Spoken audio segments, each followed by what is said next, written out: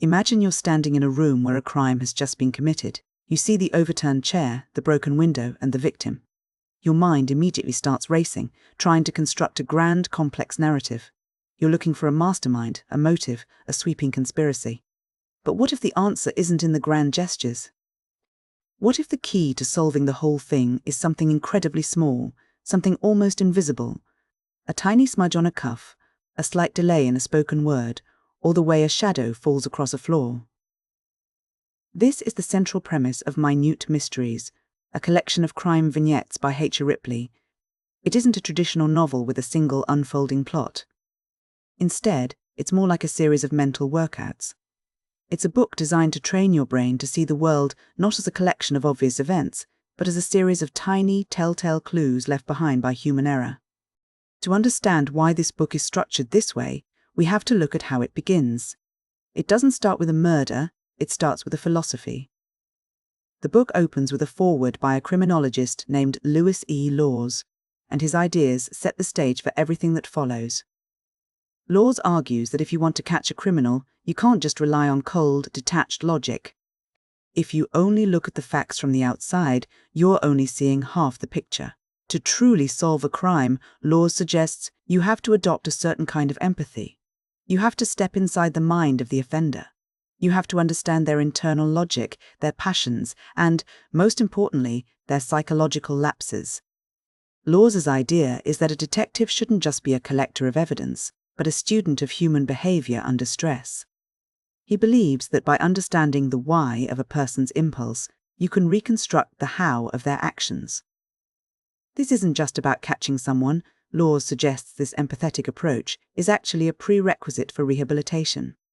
If you understand the specific way a person's mind failed them, you understand the human being behind the crime. This theoretical foundation leads us directly to the book's central figure, Professor Fordney. He is introduced by Chief Inspector Kelly, a high-ranking police official who acts as the bridge between the academic world of criminology and the gritty reality of police work. Fordney is a genial, well-dressed university professor, but he isn't your typical academic sitting in a library. He's a world-renowned criminologist who works alongside police forces all over the world. Fordney's philosophy is the heartbeat of the entire book, and it's a refreshing departure from the super-detective tropes we often see in fiction. He doesn't rely on superhuman brilliance or some impossible ability to read minds. Instead, his method is based on a much more grounded, almost cynical observation of human nature. Fordney believes that crimes are rarely solved because the detective is a genius. They are solved because the criminal is, fundamentally, careless. He talks about the fatuity of the criminal, the inherent stupidity or predictable psychological error that occurs when a person is under pressure. He posits that the criminal is almost always the weakest link in their own scheme. They might plan a perfect heist or a seamless alibi, but they will inevitably leave behind 1 minute, mundane inconsistency. They might forget to wipe a doorknob, or they might tell a lie that contradicts a tiny physical fact that they didn't even realize was important. Fordney's job is simply to find that one small, overlooked detail that breaks the illusion of the perfect crime. Because of this approach, the book is organized into these casebook entries. Each one is a miniature mystery. They are brief, highly detailed descriptions of a specific scene or a specific set of circumstances. You are presented with a puzzle, a bloodstain in a certain pattern, the direction of a footprint in the mud, a slip of the tongue during an interrogation, or a physical impossibility regarding the timing of an event. The book invites you to step into the role of the detective. It gives you the facts, and then it pauses. It asks you to look at those facts and see if you can spot the error, the tiny crack in the perpetrator's story. Only after you've had a moment to think does the solution follow, usually revealing how a single, minute detail exposed the truth. As you move through these vignettes, you start to notice a pattern in how these mysteries are constructed. They often play with the tension between simplicity and complexity. A crime might look incredibly complicated on the surface, a locked room mystery, or a seemingly impossible disappearance. But the solution is always incredibly simple. It's never a grand revelation, it's just a realization of what was actually there, rather than what the observer expected to see.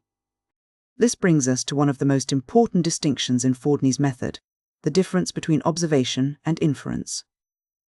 Most people look at a crime scene and immediately start making inferences.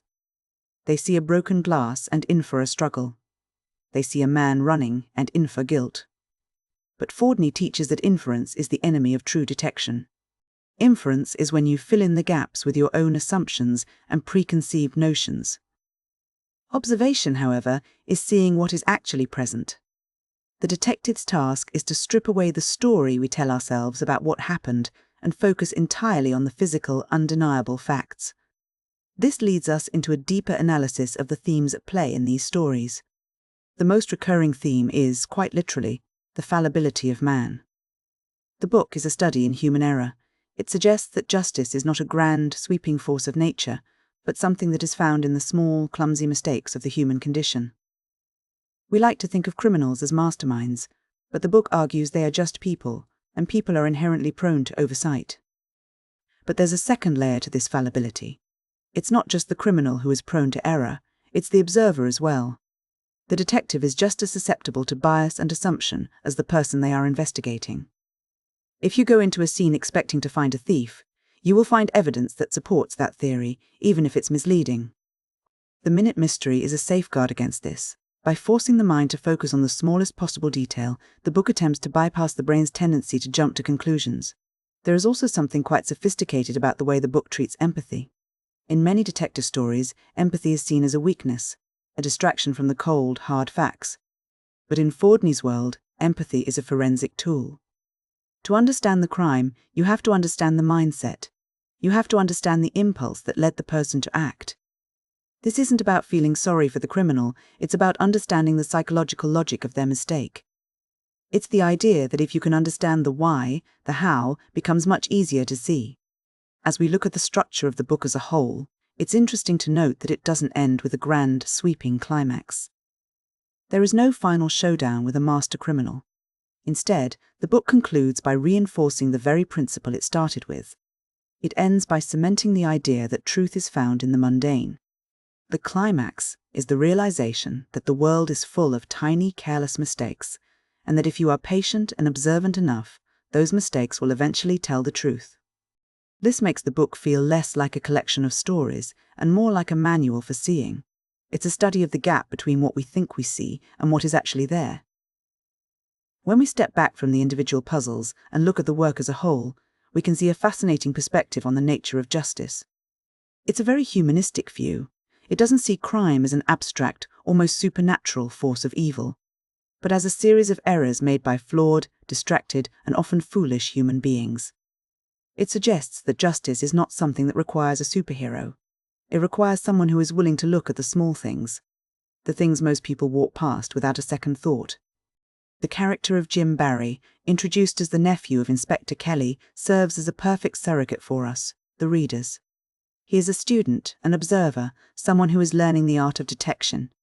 Through him, we see the transition from a person who sees the world in broad strokes to someone who sees the world in minute details. He represents the journey of the reader, moving from the desire for a grand narrative to the realization that the truth is often much smaller and much more human than we imagine. In a way, the minute mystery is a challenge to the listener. It asks you to question your own perceptions. It asks you to realize that your brain is constantly trying to smooth over the edges of reality, to connect dots that aren't actually connected, and to create stories where there are only facts. It challenges you to be more disciplined, more observant, and more willing to look past your own assumptions. Ultimately, the book is a testament to the power of the small. It argues that in a world of grand gestures and complex schemes, the most important things are often the smallest. A single, misplaced object or a slight inconsistency in a story can be the difference between a perfect crime and a solved one. It's a philosophy that is as much about the limitations of the human mind as it is about the methods of the criminal. So, as you go about your day, perhaps you'll find yourself looking a little more closely at the world around you. You might notice the way a door is slightly ajar, or the way a person's expression doesn't quite match their words, or the way a shadow falls in an unexpected direction. You might find yourself wondering if there's a story behind those small details, and if, by looking closely enough, you might just see the truth hiding in plain sight. Because, as Professor Fordney would tell you, the truth isn't usually hidden in the big things. It's waiting in the tiny, careless mistakes we leave behind.